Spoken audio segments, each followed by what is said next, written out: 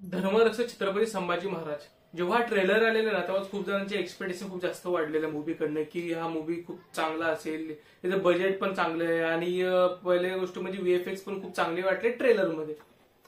तर तुम्हाला काय वाटतं की हा मूवी त्या धाकटीचा आहे किंवा ते अपेक्षा तुमच्या पूर्ण करतील का?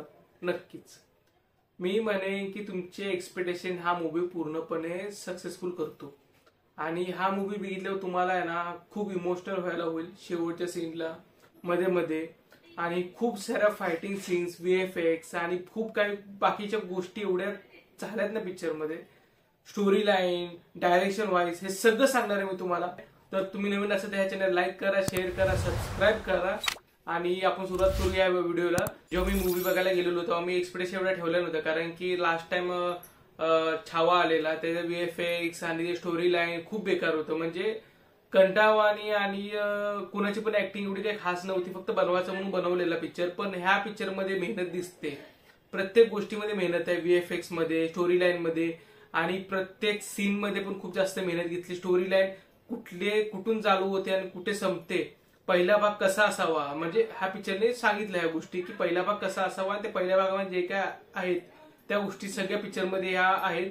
आणि तुम्ही जर बघत असाल की छत्रपती संभाजी महाराजांचा जो शेवटचा सीन असतो, तो शेवटचा सीन या पिक्चरमध्ये बघायला भेटेल पण असं नाहीये, कारण की पहिला भाग असल्यामुळे तुम्हाला शेवटचा सीन नाही बघायला भेटणार आहे. म्हणजे कुठल्या सीन बद्दल बोलतोय मी तुम्हाला माहितीच पडलं असेल. तर त्यामुळे ते एक्सपेक्टेशन थोडंसं जरा साईडला ठेवून तुम्ही पिक्चर बघायला जा. पिक्चर खूप एंटरटेनमेंट आणि खूप काही शिकवणार आहे.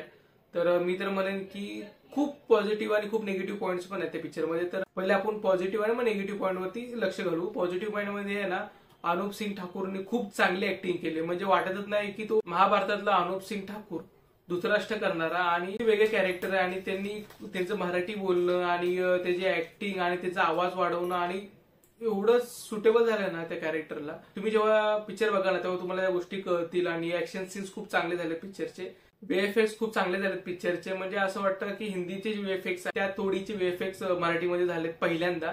आणि पिक्चरचं बजेट पण तेवढंच आहे की 15-16 करोड पर्यंत बजेट आहे पिक्चरचं. ते बजेटला कुठंच कॉम्प्रोमाइज नाही केलंय. पिक्चर बघताना आपल्याला भव्य सेट, भव्य लोकेशन्स हे सगळं दिसतं आणि आपल्याला म्हणतात ना पिक्चर बघण्याचा अनुभव अजून जास्त वर चढतो. तर त्यामुळे तुम्ही सगळे एक्सपेक्टेशन तुमच्या पूर्ण होणार आहेत हा पिक्चर बघून. निगेटिव्ह पॉईंट्स मध्ये बघायला गेलं तर खूप मायनर्स आहेत, की थोडंफार जरा तलवारीचे सीन्स किंवा खूप काही गोष्टी आहेत ना ते थोडंसं नकली वाटतात. सेट वाईज थोडंसं नकली वाटतं बाकी. आणि थोडेसे काही काही सीन्स जरा लांबवलेत बस. तुम्ही ते ऍडजस्ट करू शकता तुम्ही हा पिक्चर तुमच्यासाठी. आणि मी तर म्हणे की मस्ट वॉच हा पिक्चर हा.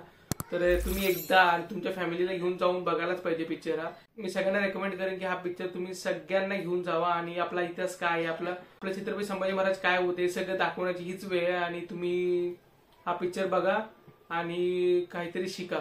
तोपर्यंत जय महाराष्ट्र.